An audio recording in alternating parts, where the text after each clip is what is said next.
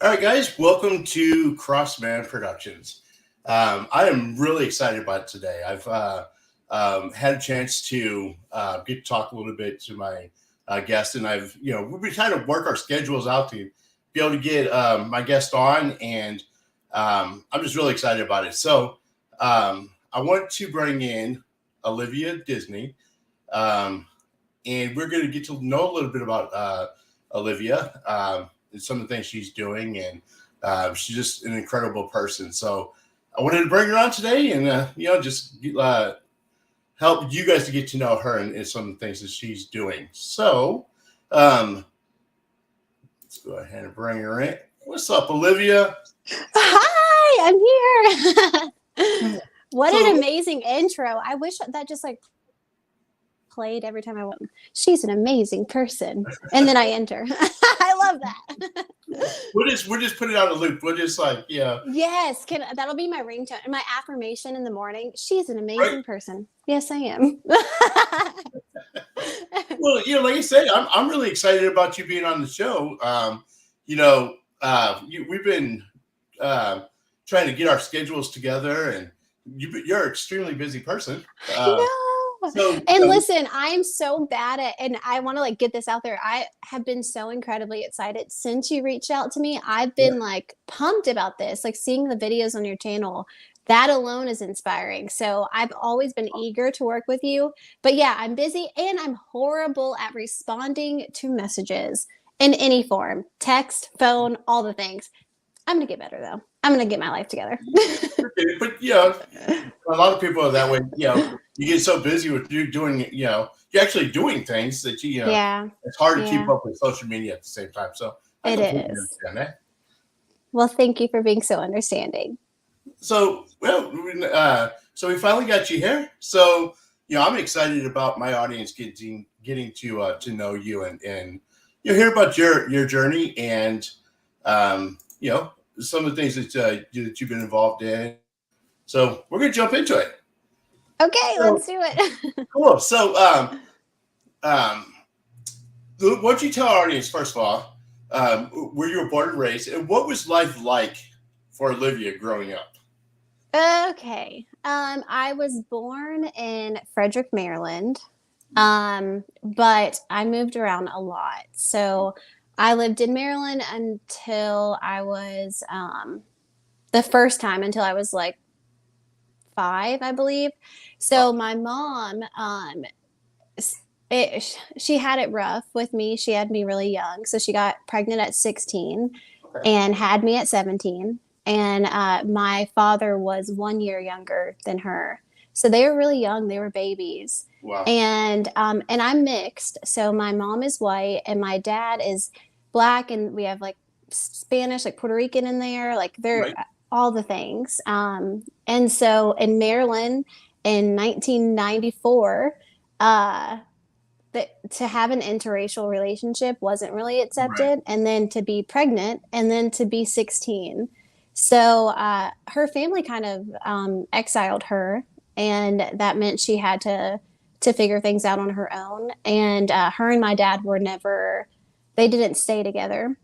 So it was Yeah. just me and my mom for a really long time. Like I'm not really close with any of my family because of that reason. Like they just did not approve of her relationship, or like a mixed child. That was an abomination. Right. And there aren't any hard feelings.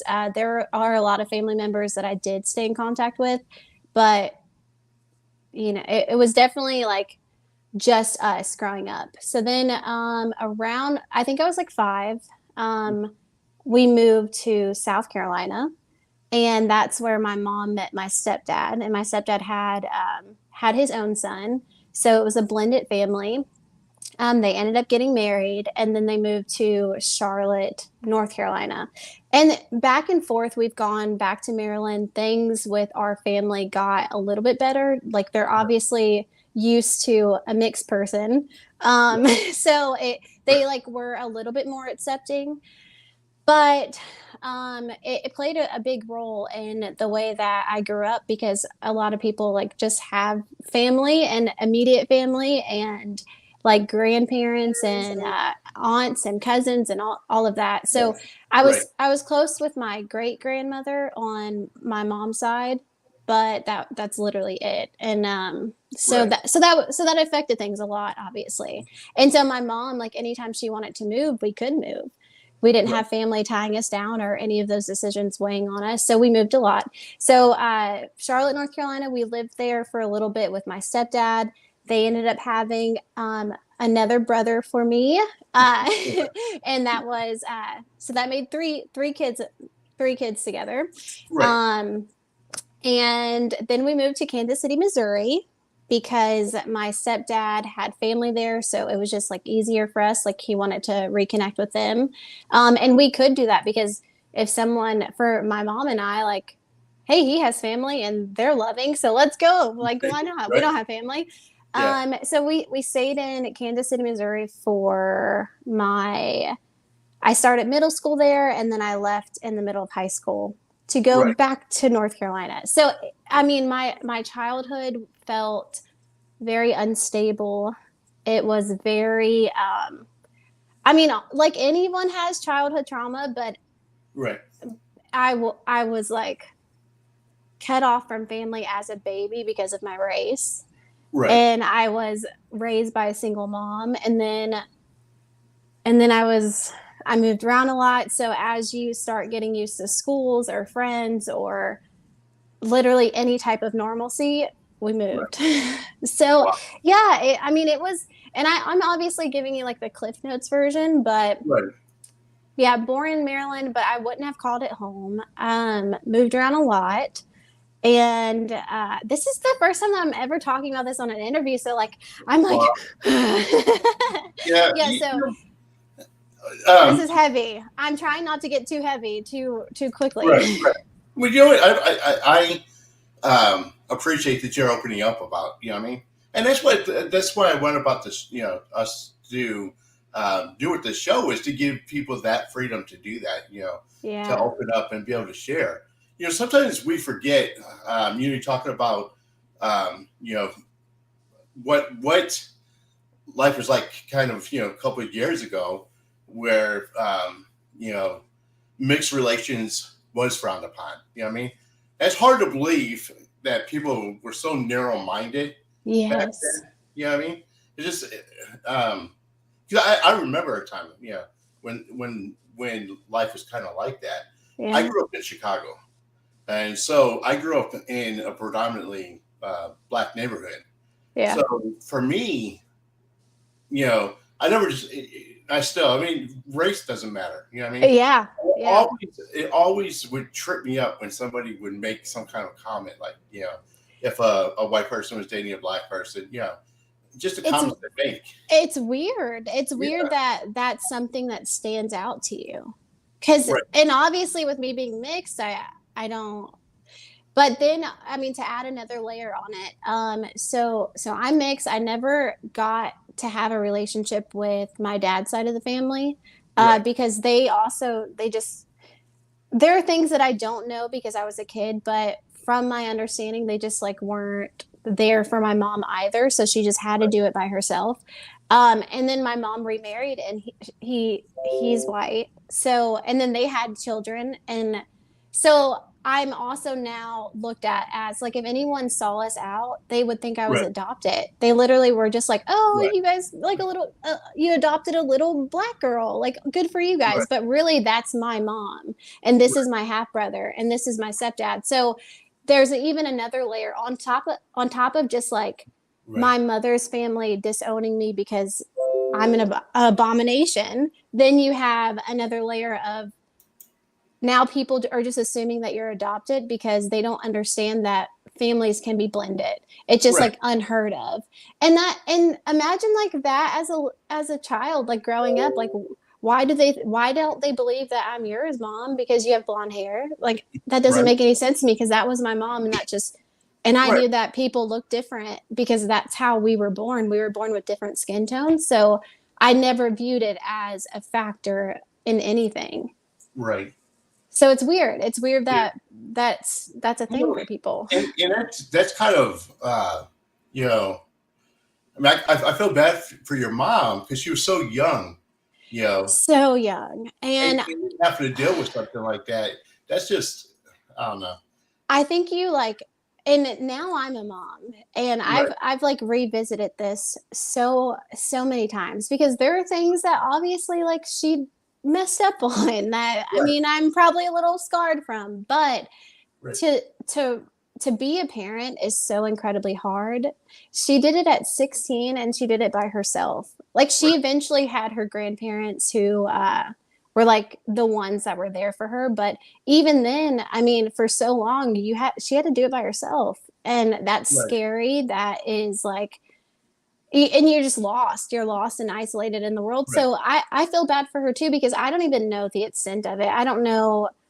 I mean, I've heard stories, and right, me being like a young little baby, like I'm not gonna remember or like even hold that hate in my heart. But I know that like right. she was old enough to understand what was really happening, and how do you move past that? Right. Like You her know, whole life was around that, you know. and as a parent, you know, what I mean, I have 3 kids. Parent, I couldn't imagine that there'd be anything that they could do that would Yeah, come back that I would disown them for. You know what I yeah, mean? I yeah, mean, regardless of how what my personal feelings were about different things, yeah. um, as a parent, I still couldn't disown one of my kids because Right. so. And it gets even deeper because when we talk about her mom had her at 14. Oh wow. And I have a lot of there are a number of family members who have battled with addiction and of all sorts. And her dad was one of them, and he may be doing better now, but that played a large role in how she had to grow up and how quickly she had to grow up. So she never had her parents. Her mom hated her. I mean, to in her mom's eyes, like she ruined her life because she had her at 14. So my mom also like had to deal with like not having parents, and then had a baby at 16 and being completely by herself. So all of the things that she had to battle immediately, I was also thrown into because she had me so early. Wow. Yeah, Yeah. it was, I mean, so on top of like imagining a parent not accepting you, they were just like never there for her. They turned to other things to help them cope with life, and that's unfortunate. So I Yeah. don't even know them really. I mean, I've talked to my grandpa a couple times, Right. more than a couple times, but there's no relationship. Wow. You No, would not a bad guy, but you would think that after you know all this time has passed and our society is looks at things differently, hmm that people would understand, you know yeah, grow and mature yeah. and Like, understand. how long is it going to take? Because I Yeah. mean that, Yeah. I don't but get it. yeah, what do you do? I think that the to to change it or even to have any type of effect on it would be to just make sure that you're working out of love and kindness like Right. individually. And I think like, peace starts within. So we can't Right. change the world or make the world more peaceful, but we can make sure that we're at peace and that we're pleasant and happy and kind to everyone. And I think eventually that will outweigh the bad guys. Yeah. And you know what? That says a lot about you too, because you came from a kind of a cycle, with your grandmother and then your mom, and then you decided not to follow that. Yeah. Yeah. So I think that first of all, it's kind of sad because both your grandmother, your grandmother misses out. You know, Yeah. not only does she miss Yeah. out on, getting to know her daughter, your mom, but she also is getting to miss out on knowing you and your kids. Yeah. So that's It is it's weird to think about it because there are times that like, well, I'm very big on like you just take this life as it comes, and then you figure it out. So just trying to like get present and be appreciative and work out of gratitude. right, But it is weird to think like I could have taken on a victim mentality. I think Right. that I had every reason to be angry because I haven't even gotten to like this Right. stuff that really affected me. This is just where I was born and what, early childhood. Right. But I think that it's just so incredibly important to like, I mean, karmic cycles happen and you have to take these as lessons. Right. Um, but yeah, yeah, it was a cycle for sure that I guess I didn't So choose to be a part of. let me ask you this: was there like a moment in time that you like um, came to the conclusion that you didn't want to follow that you wanted to make a conscious decision to to do better and to you know I want to say break the cycle because Hmm. for you guys that's not really a cycle, it's just your way of Yeah, life, but to be able yeah, to be open and different so that you can teach your kids right. and allow them to have the relationship with your mom. And was Yeah. there a time that they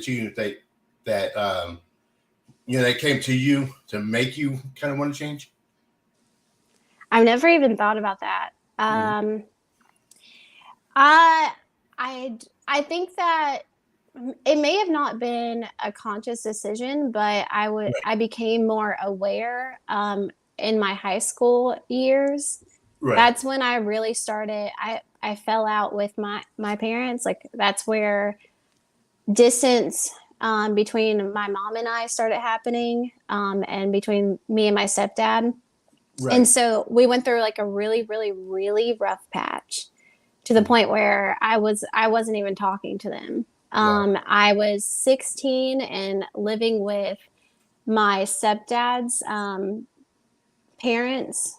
Right. So it was my step grandparents because I couldn't live with them anymore. Like I Wow. was just, and that was because there were moments where I felt like my mom was stuck in the cycle. Right. And I always knew, like I watched her struggle and like watched her try to break that cycle herself. Right. But then there were just so many instances where I was just frustrated and hurt because I felt like I guess I felt like she wasn't choosing herself or us. She was choosing to live for someone else. Right. And that's whenever I couldn't like make an excuse for it anymore. And I decided that I was going to live somewhere else. Mhm. And I focused on graduating. And then like the day after graduation, I moved. So at this time, I was living in Charlotte, North Carolina, because we literally hopped from Kansas City, Missouri, Right.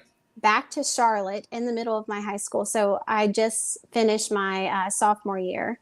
And we moved to Charlotte, North Carolina because my parents were going through a really hard time, and that's where they wanted to find each other again. Right. And I had to go with them. And that's where I separated myself and moved in with someone else. Right. And I graduated, so in Charlotte, and then I moved back to Kansas City on my own, and lived with my then time fiance. He's now my husband. I Okay. lived with my fiance's mom because I was just like, I need to, I can't be with my parents. I can't be here. Right. So I moved in with my fiance's mom, and that was at 18. And I literally got married like a few months after graduating high school. Wow. So it was like I was so head down focused. I'm not going to be here anymore. I'm putting as much distance as possible, and I'm going to go live my own life. And I think that it it was just like I was aware, I was frustrated, and I was done Right. and angry. And then that turned into just living my own life, and like I ended up finding that you could figure it out. And as I grew happier and grew more independent and less angry, the relationships with my parents got so much better as well. Right. Wow. It That's was it. that is so Oh, I've literally never talked about this in an interview. wow. How I'm fun. I appreciate that you're opening up, and able to share that because there's a lot of people out there that maybe going through the same thing, Yeah. and just what you've been through can inspire and encourage them. So thank you for opening up about that. I Yeah, know, thank you for that's having tough. this platform to do so. So that's awesome. Um, so as you were growing up, so now you're into acting. So kind of where did you start finding your passion during that whole process? Um, I feel like I always wanted to perform. I didn't have the resources to do it growing up. Like Right, we were very, very poor. But I mean, my mom did the best that she could, right. and I just did literally what I remember in third grade. I was in a play. I think it was a play for Black History Month, and I just remember being so into my character. Like Right. I don't even know what I was doing, but I remember the feeling, and that was the biggest standout to me. But then I didn't really think about it again. I just chased whatever was set in front of me. I was really into cheerleading, like competitive cheerleading in high school. That's where I felt performing was my thing. I loved Right. being center stage and like being a part of my team. But then after I moved, I had to give up cheerleading, so I felt like I really didn't have anything at all. Um, I after getting married, I got married at 18, and we moved to Arkansas, Little Rock, Arkansas, because that's my husband's active duty military, and Okay. that's where he's stationed or was stationed. Right. And I signed up for some college courses, and Right. I was over the grind. Like I decided that I wanted to go to college for applied science. I'm really good at science and math, so this is what I'm going to get my degree in. I have no idea what I'm going to do, but we'll figure it out. Right. And I was just like feeling senioritis. It was 2015, and I was going to a community college, and I was like, I'll sign up for this acting class because I need an easy A. I'm tired of working so hard. Right. And I fell in love. Wow. Um, I had never felt alive and like scared and like pumped and inspired and creative all at the same time, all in the same breath. I ended up getting a lead role for the production A Midsummer's Night Dream, Okay. and yeah, it was beautiful and amazing because we actually were one of the first shows to perform at Pulaski Tech Community College in the North Little Rock area because they redid their theater. So we were the first to perform on their new theater and stage, and Wow. we did a Beatles rendition of it, and it was just so fun, and I felt so free, and I was able to be vulnerable, but in someone else's shoes while still being myself. It was just insane. I didn't know that that was even a possibility. So Right. 2015, I even won an award for my part and like best Wow. newcomer on the block or something. I don't know. Right. But it was literally just that. It was just a class to get an A in. I never I didn't even know that I could continue it afterwards because that was theater, and Right. with theater, like professional theater, I only found things that you have to sing and dance in. And I love dancing, but I'm not a singer. So I I was just felt about like, to ask you yeah, that. yeah, no, I'm not a singer. I mean, I should probably get some singing lessons in. Not a way. I think I'm tone deaf. I'm going to be honest. I don't know. um, but yeah, so I feel like I thought it was a dead end. I thought that, oh, this was just fun, but I can't do it because I can't sing. And then I found out that film is a thing. Right. Like apparently people film movies. Right. So I did my first audition for a movie called Close Calls, and it was the weirdest process ever. Like I just didn't know what I was supposed to do. I've never even looked at a movie script before. It was just Right. it was new, Right. it was different. I ended up coming on that project as the costume and wardrobe, but it was great because I got to be on set and realize that I want to be in front of the camera. I want to act. I want to do this forever. So I just tried to find things here and there. Like I never really made it a career. I really just only knew that it could be a hobby because there wasn't a lot of productions happening in Arkansas. So I would just be in people's like short films for school. Right. And it wasn't until 2019 where I was in nursing school, actually. I Oh, wow. decided that, yeah, my husband was dabbling with the idea of getting out of the military. Right. And I just wanted to be able to provide for my family with like a Right. stable financial source and good insurance. I was like, oh, I did get that degree in science. I am good at science and math. Let's just do this. It was literally that quick of a Right. decision. And normally when you apply for nursing school, Mm. it like takes forever. Like you have to do a bunch of gen ed stuff and you Right. have to like know that you're going to do it. I like applied and then had everything lined up perfectly. All my prereqs were already hit, which normally does not happen. Normally you're like going to school for like 2 years before nursing school. So Right. I was just like, oh, well, the universe is lining up for me. I got accepted and I didn't even know I was going to do it until the day before. Right. I really think I applied like the night of the deadline. So yeah, I got into nursing school and I was just killing the game and grinding it out and doing really well. And Right. that's when my career started taking off with acting. Okay. So funny enough, and I think that that's beautiful how that happens. I think that once you like stop focusing so much on what you don't have, then what you want just falls right in your lap. Right. Because I was really frustrated that I couldn't pursue that dream. Um, Right. and then it ended up coming to me. My Right. senior year of nursing school, I got an audition for my first Lifetime movie, Oh, wow. and I got the role. Okay. So during nursing school, Right. I was filming a movie at the same time. Oh, wow. Wow. Yeah, so I would like work 12 hours on set and then I would stay up the rest of the night to study for an exam that I would have the next morning. Wow. And I don't know how much you know about nursing school, but it is so incredibly hard. And the tests, Right. the exams it's the hardest, most most I don't even know how to explain it other than I was depressed and crying all the time, as most nursing students are. Right. But for some reason, the added level of having a role as doing anything that I want to do, like as an actor, just gave me life and gave me more motivation.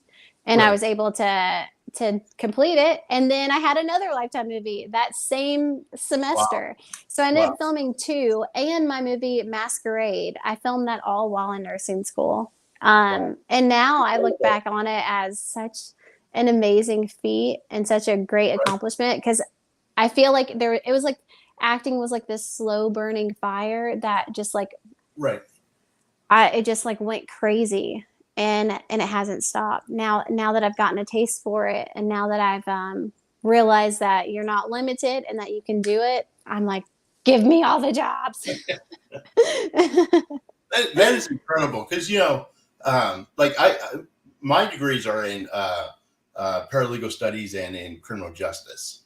I was going to go to school for criminal justice. I was a youth attorney growing up, and Oh, I was just wow. like, oh, I guess I'll be a defense attorney. And so I started my classes in criminal justice, and then I kept like leaning more towards math and science because you can Right. choose your courses, and it just fit better.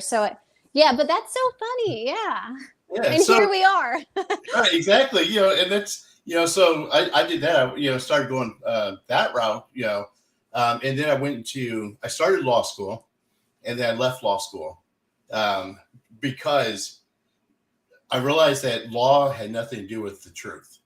It's just Yeah, who could argue better. You know what I mean? yeah. And so I wanted to do something that that actually represented the truth. So I started a tech company where we're building a police body cam. Wow, Started a state of the art police body cam. So that's so amazing. so yeah, we're actually going to start wearing it this year. We have already filled That's out the so demo. cool. Well, Congratulations. thank That's you. awesome. So when you're saying that you were going to medical school, during the time you doing, that you're getting into acting, um, you know, I know how difficult that is. I have a friend of mine who's studying to be a doctor, and then she still works full time too. Yep. And I know how grueling that is. So for you to be taking on some major roles too, because you're doing movies, Lifetime movies at the same time, we're trying to get this medical degree to become a nurse. That's incredible. Thank you. I'm like, my mind is blown from, from all the stuff, that the hard work and dedication that you were able to put in both of those. So let me ask you this. So, being that you're successful on both sides, on being able to get into nursing and then also into your acting, do you feel like you had like a split, like your passion, and you have a passion for the nursing and you have a passion for acting? Or do you feel like that you put all that effort in nursing and your passion is that acting, and you're trying to find a way to make your acting your paying gig, you know what I mean? Like the things that you're Yeah. actually. Yeah, I would say that I went into nursing school knowing that I'm using it as stability, Right, but what makes me happy is acting.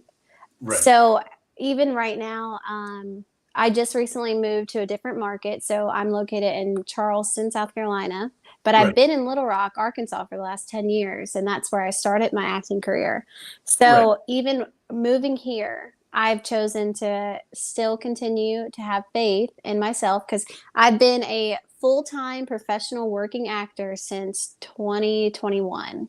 wow, So that is all I do. And even here now, instead of using my nursing license, I'm gigging. Like I'm right, auditioning and submitting myself for roles and doing commercials. So that, I mean, I want to chase this opportunity that I feel like is right in front of me for as long as I can. And right, I know that I feel good knowing that I put in the work to get my license, and I can use it whenever I need to, whenever I need to fall back on it. So I'm using it more so as my fallback plan. A hell right. of a backup plan, I tell you. No, But exactly. yeah, no, I definitely like my days go by quicker and I'm happier any day that I get to do any type of work on a script or even just submitting myself for roles that I resonate with. Like it Right, makes me so happy and I just want to be happy. That's it. right. So that, You know, wow, that's incredible. So, just that one thing. I just want to be happy. so now, getting into your acting. First of all, you said that you kind of really got into it in 2020. So it's kind of right in the middle of the pandemic. Yes. And I was in nursing school in the middle of the pandemic, which is just insane because it's like I always use the analogy of like airmen or soldiers, whatever you want to say, that are Right. just joining the military and then going off to war.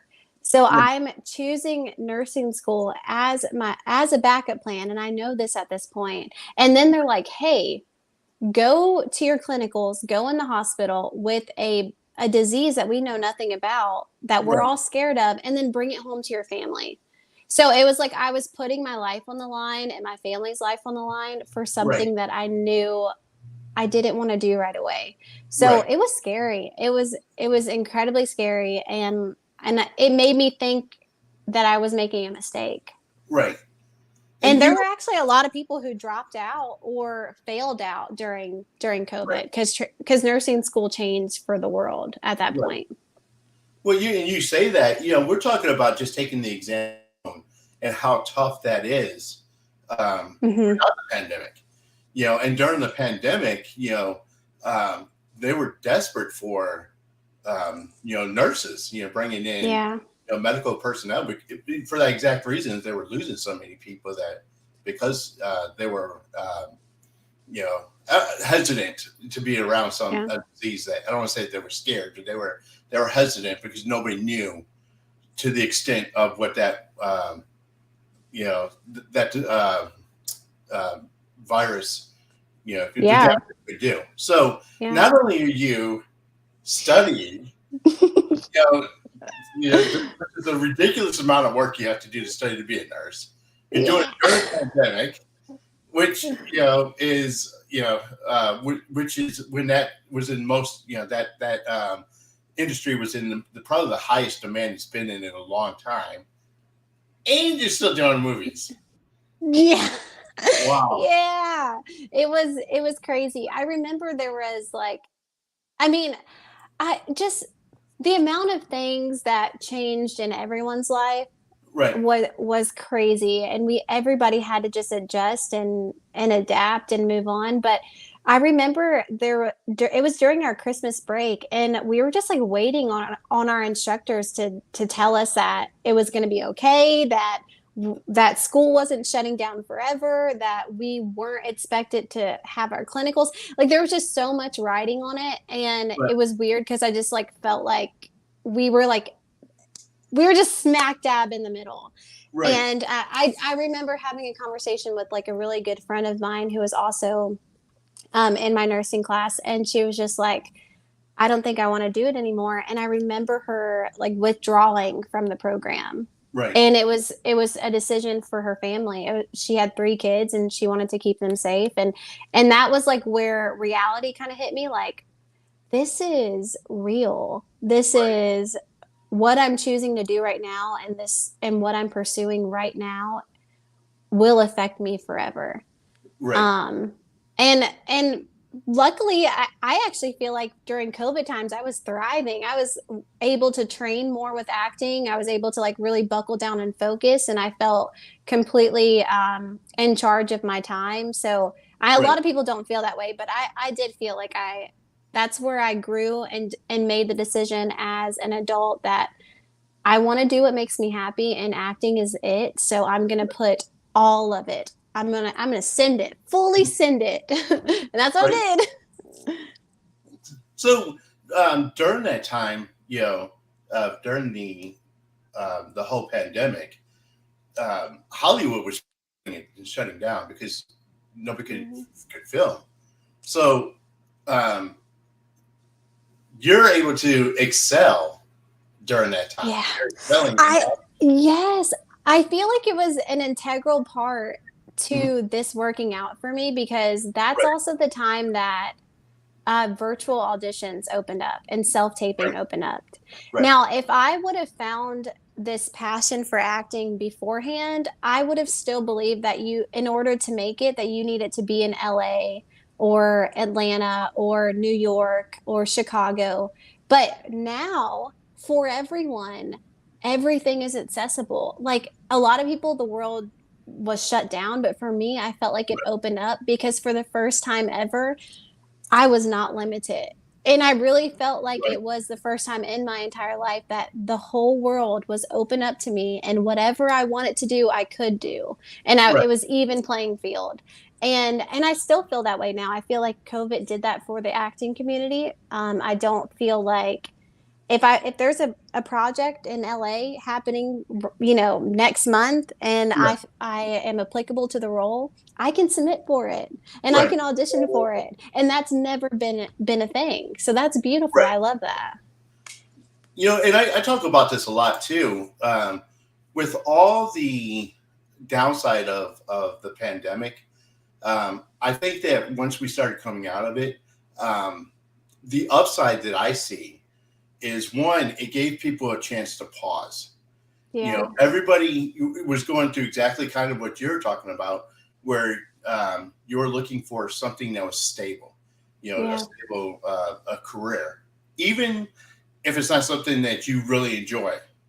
A lot of people just that's how we were born and raised, is that your job is to to provide. make money. Yeah, Right. It's there to provide. which is so sad. I can Right. go on about that for hours. And so, that's how people were trained, Yeah, and I think so many people were so focused on surviving, they were taking jobs they really hated, you know, yeah. and it was stressful. It was stressful. It's, and it's not, it doesn't fulfill the purpose because, even though you might be good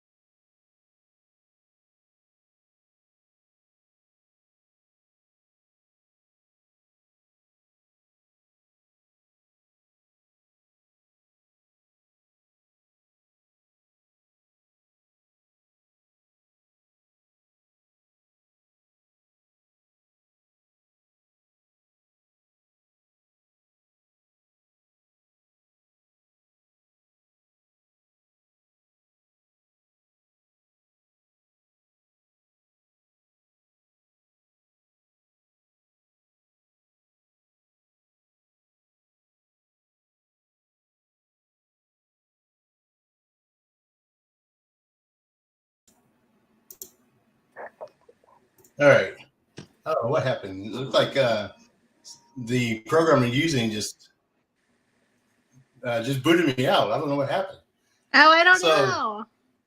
Yeah, I was like, oh, maybe I need to like turn off my Wi-Fi, and like during that, it just all went crazy.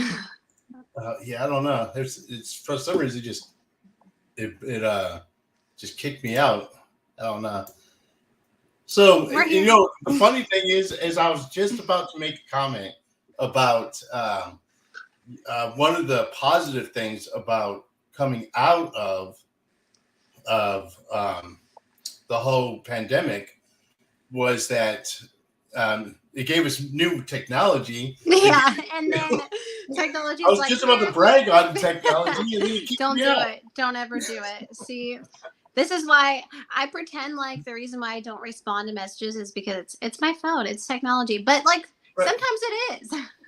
right. I'm like, I just about to say something good about it, but Yep. and that's what I was going to say too. Is that during that whole thing is you know, people before the pandemic, everybody had we're choosing careers just to Hmm. fulfill you Yeah. know the obligation of taking care of um, bills and Yeah. um, providing for their family. But at the same time, they were missing out on their actual passion, Yeah. and their purpose. So I think that the pandemic kind of gave people a chance to pause and reflect on that. And then they started realizing, hey, you know what? I can actually go after my passion Hmm. and, do something that I really enjoy doing. Um, and then, that's kind of what brought me back in is, I was doing television shows and radio shows. Then I Hmm. left to pursue my career in, in the legal field. Um, and I love doing it, but it just wasn't where my passion, you Yeah. know, my passion Yeah. is with, being able to do shows and get on and talk to people. And so, YouTube came out and now YouTube is like this, huge It's a platform. platform. Yeah. Right. That That wasn't that there. can provide money and sustainability and Right. stability. So So, yeah, so now I'm looking at it and I'm like, there's a lot of positive things that came out of it. for Um, sure. and, and then I think too, um, watching the independent filmmakers that's coming out is incredible because Yes. now we're having something other than this, giant conglomerate, Hollywood telling us, what they think is popular. We have all these these amazing and talented independent filmmakers that are coming out and has just this the tools to bring out some really cool movies. Literally, I mean, Jason Pitts. So I love him. He's my best friend. He's the director of a few of the movies that I've done. But he mentioned it in the comments that this is when the independent film world like took off. Yeah, because Right, it gave us the time and the motivation and the energy to work on our own projects. right, And yeah, it also gave us another view of the world because kind of like what you said, it wasn't Hollywood pushing an image, pushing a message, pushing anything in our faces. Now we have these real people that are putting their passion and themselves and their vulnerability out there to create something completely different than a Marvel movie, which I love right, Marvel, don't get me wrong, but right, I don't know. I just feel like the world opened up, art changed a little bit. It got a little bit more real, and I think people are working from a different place now, right. and a larger percentage of people are working. You know what? I think the other thing it did is that it kind of evened the playing field. Yeah. So it's giving people a chance that previously probably wouldn't have had a chance. Absolutely. And that's kind of how I felt. Like I definitely feel I don't feel at a disadvantage living in South Carolina at all. Right, I didn't feel a disadvantage living in Arkansas at all. I feel like what's for you is for you, and if it's meant to be a role that you're going to have, I mean, you're going to get it. And they'd be silly not to look at you, because at this point they have no idea who's going to be, giving them exactly what that role is Right. asking for. So now, I ran into a community in Florida, an amazing community out there. There's this, big um, acting community. Is there like a community like that in South Carolina now, or? Well, I don't know. I'm still exploring it. I just moved here a few months ago, but in Arkansas, I feel like that is my home. Right, That's definitely where I found my love for acting, and where I think my film family is. right, So the community there is so incredible. Everyone knows everybody. You end up working with the same people a million times. The right, community is large, and supportive, and just, I mean, surprisingly really, really big. We've right, had a lot of huge productions coming, because in Arkansas everything's so much cheaper, so everyone's coming and doing their indie locations there, and then going back to big budget studios to do post. right. So yeah, there's a huge market and community there, so anyone that's listening from there should definitely reach out to them. But for South Carolina, I'm not sure yet. I know that the theater scene here is really big, but Right, I'm my focus is film. That's what I want to do. That's what kind of actor I am, right, or what kind of actor I want to focus on being. right. And I haven't really met a lot of other actors yet, honestly. Hopefully that'll change soon. I just left a commercial gig in Myrtle Beach, which was only like 2 hours away, and that was amazing. And I got to Wow. be like in a studio, so I was able to meet a lot of, like, I don't know, cinematographers and production managers and things like that. Right. But as far as actors, I haven't met them yet. Well, Hopefully soon. keep watching this show because you'll meet a bunch of them. So Yeah. I've gotten to meet just some of the most amazing people. And one of the things I'd like to do is, because I've worked with some big name actors, Yeah. had them on the show, and then some people who are just getting into acting, just getting their feet wet. One of the things I want to be able to do is help cross pollinate these big communities. It's like, get the communities from Little Rock and introduce them to the acting communities in Florida and Texas or wherever, LA or wherever they Yeah. are, and get everybody to work together. And then we can move around because, one of the things, like you were saying, that your acting families in Little Rock, and you have all these, amazing people that work together on several different Hmm. projects. Hmm. It's the exact same thing it is as in Florida. I I love have that. a lot of these of my friends out there in Florida are the same way. They do, a lot of them do the same do the same movies. They're on the same movie, Yeah. and it'd I've be actually cool. noticed that. So yeah, I've noticed that. And anytime you hear about something, let me know. But on when I see a lot of the projects that are put out there in the Southeast region, there Right, are the same casting director for the Florida area. Like, their right, name pops up all the time. So I do. I mean, I noticed that, like, a right, director or producer is kind of like dipping in a few different things. right. So yeah, I've actually made note of that. So, and I like to see, everybody just kind of cross pollinate where, Yeah, for sure. maybe throw some Little Rock people over in Florida, throw Yeah. some Florida people in Little Rock, and you know, Yeah. have some of you That'd guys be come down to beautiful. Texas. And I love that. Let's do that. so, yeah, that'd be awesome to do. Um, so Jason said he can't wait to see you in a few weeks. Jason Pitt. Yeah. Yeah. I have a film. We're doing a Batman movie. Oh, Will wow. Reed, I don't know if he's still watching. He was also an actor in Voorhees. He played Mark. Okay. This is his second Batman fan film. The first one you can find on YouTube now, and it has a lot of views. Like, he did an Oh, amazing wow. job. But I am going to be making an appearance in his movie. So I'll be flying Wow. into Arkansas February 18th. So I'll get to see Jason Pitts also. Cool. So, See my little film family. Will Reed is still there. So, yeah, he's still listening.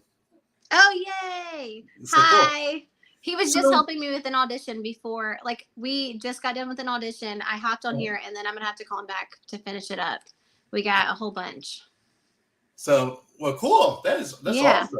I I told would him love I to see told that. him to tune in so that we can have him jump in on the next one. That Okay. way, I mean, I don't know if you had an opportunity to watch Voorhees yet, but he's an amazing actor. And then also he edits a lot of the films that you're seeing as well.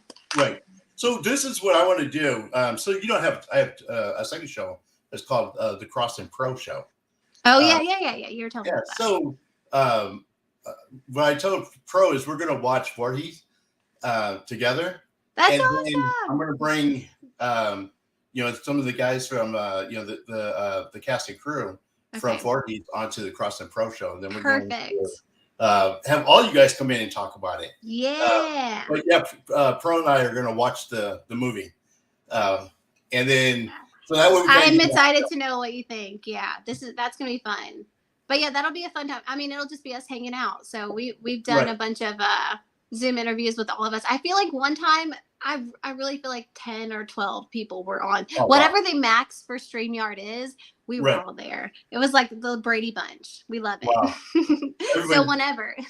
So we're gonna try it. We're gonna max it out. So Okay, let's do it. uh, see how who all we can get on. So now tell us a little bit about. So you've done Voorhees, and there was another one that you sent me that Yeah, I don't even remember. See, this is where I start messing up. okay. Um okay, so are you wanting to know like recent projects? Or are you just wanting to know about Voorhees? What do you want to know? So first, let's talk about Voorhees. Okay, Okay. give me like a premise of what that is. Uh, Yeah, so Voorhees Night of the Beast. It was actually Jason Pitt's movie. okay, Yeah, he just did his rendition of, I mean, he's a huge Friday the 13th fan. right, So he just answered some questions that he felt that fan base may have in between, what is it, right, part 5 and 6 or 6 and 7? I don't know. I should know because I've heard this a million times. right, But yeah, he's such an amazing writer and director, and he kind of just took this and ran with it. And I don't want to give away too much since you haven't seen it, okay, but it's very much a Friday the 13th fan film. A lot of crazy fantasy based things happen, and I think that's right, what's so fun and beautiful about the film. right, It was an amazing experience for me as an actor because it was a challenging character to play, and right, that's what I live for. It was a character that I wouldn't normally love when watching it. right, So it's fun when you get to the point in your career where you get to decide that right, you're not going to judge a character and you're just going to like live in that moment. And I feel like that's what I was able to do with Chrissy, which is who I play. right, So I think you're going to enjoy it. Everyone on the cast and crew so incredibly talented, and I think that this is just the start for every single one of them. So it'll be a great idea to get them on the show because I think that a lot of them are right. gonna. I'm excited. I'm excited about it. And Yeah. Pro, he loves these horror movies. And Yay! Well, so, if and I'm he gonna loves watch horror it. movies, he needs Uh-huh. to watch Masquerade as well, and you can find that on Tubi. Okay. Tubi TV. So Right. Masquerade is like that's like my little baby. That's Right. where I play a supermodel who's also a serial killer. Oh, wow. And it's really fun, and that's like a ideal role. Like I like to be able to be a little bit more creative without Right. any boundaries, and I think that that's a role where I got to play around a bit. Right. So I love that I have that opportunity, and hopefully there's more. Cool. Let me ask you this: is there a particular role that you would love to do, like maybe a character or? Yeah. Uh, Um, I've been manifesting like a supervillain or a right. superhero of some sort. So I grew up on Power Rangers, Okay. and I can flip. And I just feel like we're due for another Power Ranger movie. So how amazing would Right. it be? But then also I'm really, really, really, really into just a villain role of Right. any kind. I want to be unhinged. I want to be completely free and Right. unbound by. So I think that even like in characters where you're just playing like the girl next door or the best friend or the love interest, you're kind of bound by societal rules, even though Right. you're in a film and you can be as free as you choose to be as an actor. I think that there's something that's like so incredibly unpredictable about the roles that people are going to hate. And I Right. love that. Like Bellatrix from Harry Potter. Everyone hated her, but Right. her performance, the performance that she gave was just so incredible and like unhinged, and you just like it's those types of roles that I want. Right. I'm gonna get to play Talia al Ghul in Will's movie, and that would be beautiful to like get to be her. Like I would love to bring her to life, like someone who can be an assassin and a bad guy and like Right. intriguing and like mysterious and all of that. So we'll see. We'll see. I'm gonna just You know, stay ready, so I gotta get ready type of thing. right. And you bring up a good point too, because there's not really a lot of female villain roles out there. I know. And there are, but not enough. And I want a good one. I think the one that I want isn't out there yet. So that's why when someone asks me like what role I want to play, I mean I mentioned Power Rangers and I mentioned Right. like a super villain, but I don't think it's been written yet. So there's a challenge. Let's do that. Uh yeah, I think that it hasn't been created yet because I haven't seen it where I'm just like, oh, this is her. I am Right. her. She is me. But yeah, I think that there needs to be more female villainous characters. And I That is agree. something I that's agree. worth fighting for sure. Yeah. Right. So let me ask you, other than acting, would you ever consider doing like directing or writing for a film? Um, Directing, I was going to direct a short film for my friend Buddy Campbell. I was going to do Mhm. it right before I left, but I ended up having to move. Um, Right.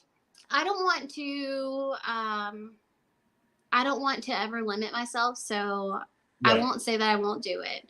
I think that directing and acting are so closely aligned. They're just looking at the camera and the project through a different lens. Right. So I feel like in order to be an amazing director, you have to be an amazing actor, and as an actor, you have to be able to see the bigger picture and understand the story that's being told. Um, so I think that it goes hand in hand, and I think that I could do it, but I really enjoy acting. Right. Yeah, so that's where I want to live and stay. And then writing's Right. something that I've dabbled with on and off throughout life. Like I remember like being so emotional growing up and like Right. writing to let go of feelings, but it was Right. never anything that I would feel comfortable showing the world. So I never pursued it as a storytelling purpose. Right. But there have been a few like concepts that have came into mind, and I think like with the amount of films that I've done, it has been natural to like think of things in a movie sequence. Right. So that's not off the table either. I think Right. that I we'll would see. encourage you to do that because I think that you have been through so much. You know what I mean? Yeah. And you have a unique perspective on things, Thank and you. you should really consider being able to share that. Um, That's yeah, I just think I think that I wouldn't. I mean, I'm not trying to say, just go do this. You know what I mean? yeah, But I'm yeah. saying that from your perspective and the things that you've gone through, I think that um, if you did decide to write, I think that it would really encourage people. You know, That I means really a do. lot. So thank you for that. Thank you. So That if you decide to go that route, I mean, I obviously don't shy away from it. yeah. Thank you. And Thank don't you. don't be Yeah. afraid to be vulnerable. You know what I mean? Yeah. Because the stuff that you've gone through, um, you know, what I tell my audience all the time is not you learn it personally, you learn from it and grow from it. But when other people hear that, it also helps them. So sometimes Yeah. we go through things not just for our benefit, but we go through things for other people's benefit when they hear our stories. That's true. That's such a great perspective and so incredibly true. I think I get caught up in because I've thought about writing about the story a few times, like my life story, but also that I'm just like, who am I to write about my life? But I also wouldn't want to hurt anyone either. So I think there's just a balance, and I think you just have to find it. Like, be vulnerable and open and honest, but make sure that you're not like, because if we were like referring to growing up, like, imagine how bad my family probably feels Right. now, because times have changed and they're a little bit more accepting, and they know Right. what they did and how they treated me or whatever. So I wouldn't want them to like feel bad about it, because Right. it's okay, it's over. But I think that something can be written from that perspective, Right. and it probably could help someone. You're right. So, and you wouldn't have to be like so personal that it's like Yeah. your own background, Yeah. but like a character who's gone through something similar to Yeah. that. That's true. Face that. So that's going to lead to my next question is, the stuff that you've gone through, you've been able to overcome, which is amazing.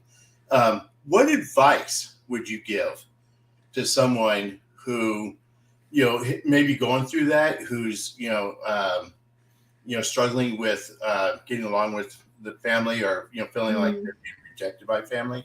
What advice would you give? Mm. Okay. I would say, I think I already mentioned it before, but there was something um, very freeing in taking care of myself, and I only mean to say that peace starts within, Right. happiness starts within. So there are going to be so many factors and situations that happen in your life at any stage that you can't control, and that kind of suck. Like, life is going to suck sometimes, but Right. I think that if you can just ground yourself in knowing that this too shall pass, and knowing that you're going to be okay, because you're going to learn how to make yourself feel okay, then Right. nothing is too big or too horrible. And it's also not as overwhelming, because if you're completely happy and at peace with where you're at, then the things around you feel a little bit better, and they feel a little less overbearing. So I really think it's just stay focused on yourself, because everything else is an extrinsic factor, and you're going to get through it. Right. That's great advice. Yeah. Thank you. I don't know. I'm not. I didn't think about that before, so I wish I would have, because I'm sure I'll be like laying in bed tonight and be like, oh, I should have said this. Well, you're always uh, going to get welcome to come back on the show and tell it. yeah. You're Yeah. like, Because hey, Cross, I forgot to say something. I want to come on. I feel All like right, come back on that and was tell me. my moment. That was my moment to make a difference, and I don't know, but oh, and I guess, okay, all right. Now more is coming to me. Okay, I did not place a large importance on my mental health. And I think this kind of falls in line with what I've already stated, but I Right. do feel like that is just such a big factor in how you make your decisions for the rest of your life. Obviously, take, you only have one body, one mind, one soul, Right. to carry on with you. So I just feel like taking good care of it, and checking in with Right. yourself and talking to people. Right. And and Yeah. you bring that's another great point too, because mental health is very important, Hmm. and you should never feel like you can never ask for help. Right. If you need help, definitely reach out, Yeah. and seek that help too. So Yeah. And to know that, like, anyone, literally anyone that you feel safe and comfortable with, and maybe it's not, your family, unfortunately, but knowing right, that to talk to someone and to get the help that you need is as important as anything. right. I tell people all the time, you're uniquely designed with a purpose, and Hmm. so everything you do matters. you know, and everything about you. Some people are like, well, I just don't want to burden people with my problems or whatever. You know Yeah. what? There's people out there who want to talk to you and care enough about you that they want to Yeah. see you grow. Yeah. So that's great advice. Yay, we did it. So, I'm an advice giver. So let me ask you this. So if people wanted to find you and learn more about you and some of the things, the projects that you're working on, how would they do that? Yeah. Okay. So I would say I update my social medias kind of regularly. So I would start with social media, but which is for Instagram, it's Olivia, Alivea, Disney, Disney, actress. And that's the same thing for my Facebook. And then IMDb, if you search Olivia Disney on there, you'll be able to go through and see all of my film projects that I've done. Right. And a lot of them you can find on like Tubi TV or Amazon Prime or Lifetime or other stuff Right. or YouTube. Yeah. So you can definitely check out any of my films that I've done previously. But to catch up with like where I'm at on set or what I'm currently filming, it would Right. definitely be social media. Awesome. So if you send me that stuff, I'll put it on For in sure. the Yeah. detail section. Okay. And people can just click on it because I know, especially with the IMDb, having those visits and stuff. Yeah, I'm really bad at and so it's really like the manager part that I need to get better at because like messaging and IMDb clicks, I never really promote Right. myself in that sense because I feel like I'm just so focused on enjoying the ride, but that is Right. 1000% a part of the business, and so any click helps, any visit helps. So yeah, definitely come and engage with me on social media or IMDb as well. Awesome. So cool. Well, thank you. Thank you so much for being on. Thank you. This Thank you was for being so patient fun. with with all of our technicals. No, it's issues. okay. It happens. Yeah. Yeah. Hey, I really appreciate this. And this has probably been one of my favorite interviews, honestly. Oh wow, I So, appreciate that. so thank you. And I Oh, hope to cool. talk to you again soon. You're welcome to be on the show anytime. Just reach out to Yay. me. I'm going to bring Anytime you friends have a new next time. project or just want to jump on, say, hey, listen. Okay. All right. Yeah. I will. I will now. And so I know the pros watching, so we're going to set you guys up for an episode on the Crossman Pro Show. Yeah. That's going to be a lot of fun too. It's going to be so fun. I love talking about the roles and movies, so it's going to be a good time. So definitely, I mean, since he likes horror, check out Masquerade on Tubi TV. I think you'll like it. Awesome. I'm going to do that. So I got some movies to watch. Yay. Cool. Well, thank you again so much for being on the show. Thank you. Have a good one. All right. Thank you. Hey, guys, thank you guys for, joining us. I apologize. We had a little bit of technical difficulties, but, Olivia was so awesome. And I'm really excited that she came on and shared her story. So until the next show, remember, you're uniquely designed with a purpose, and always keep moving forward. Peace.